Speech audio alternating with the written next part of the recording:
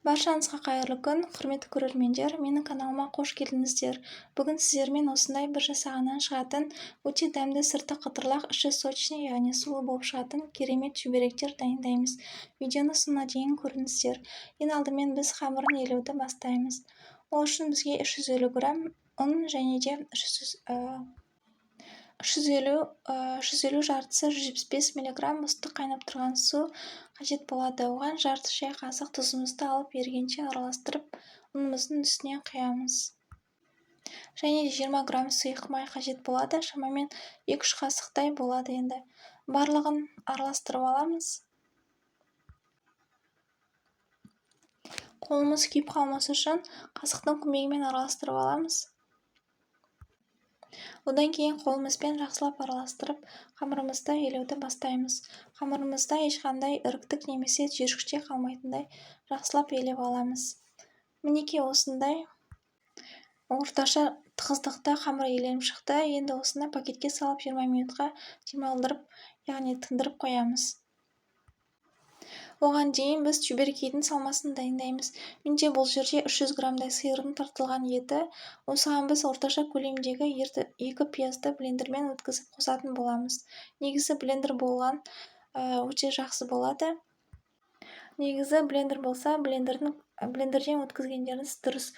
Өйткені пияздың суы өте жақсы шығады. Ал егер блендер болмаса, пиязды өте ұсақ етіп суы шығатындай дәрежеде ұсақтап турап қоссаңыздар болады. Мінекей осылайша пиязымызды блендерден өткізіп езіп алдық. Ал енді осы пиязды жаңағы тартылған еттің үстіне саламыз.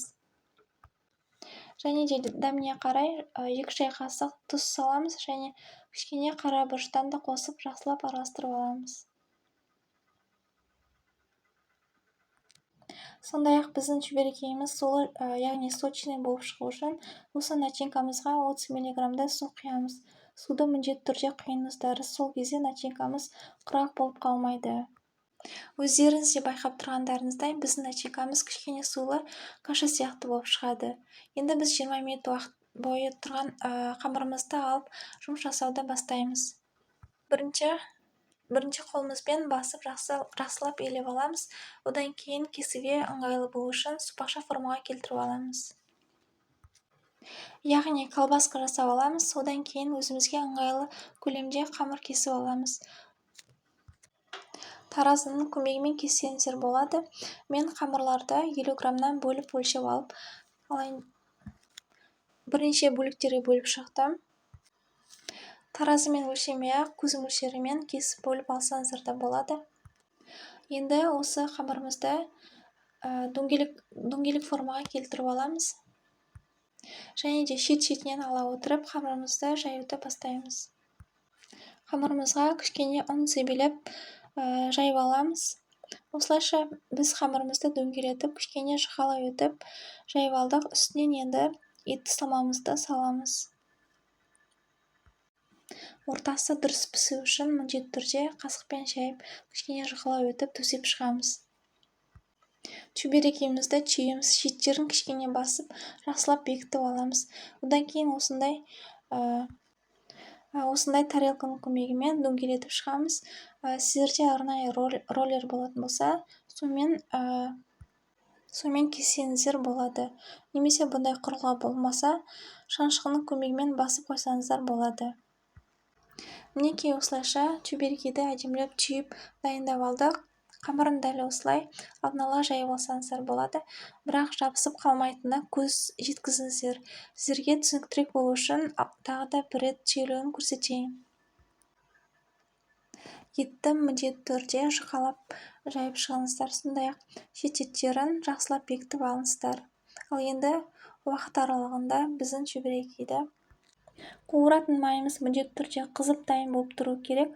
Мен орташа сәл төмен отта жақсылап қыздырып алдым. Және де шүберектерімізді салып екі беті қызарғанша жақсылап қуырып аламыз. Құрметті көрермендер, Қазақ тіл каналының дамуына аздан болсын өз үлестеріңізді қосып, видеоны аса лайк басып, комментарий қалдыруды ұмытпаңыздар. Каналға жазылмаған болсаңыз, төмендегі батырманы басып, тіркеліп алыңыздар.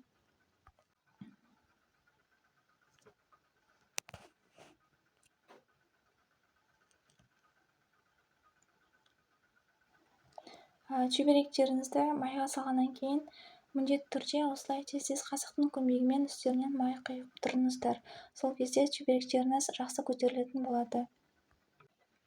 Ал енді бір беті қызарып піскеннен кейін келесі бетін де аударып, келесі бетінде жақсылап қуырып аламыз. Міндетті түрде орташа одан төмен отта пісіріңіздер. Сол кезде ортасы да жақсы пісетін болады. Ал егер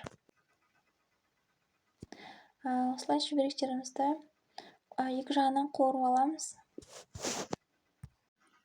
Чөберектерімізді екі бетінен жақсылап қуырып алдық. Осылай көтеріліп әдемі болып пісіп шығады. Дәмінде сөз жоқ, керемет болып шығады. Міндетті түрде дайындап көріңіздер. Каналға тіркеліп лайк басып, комментарий қалдыруды ұмытпаңыздар. Сау болыңыздар.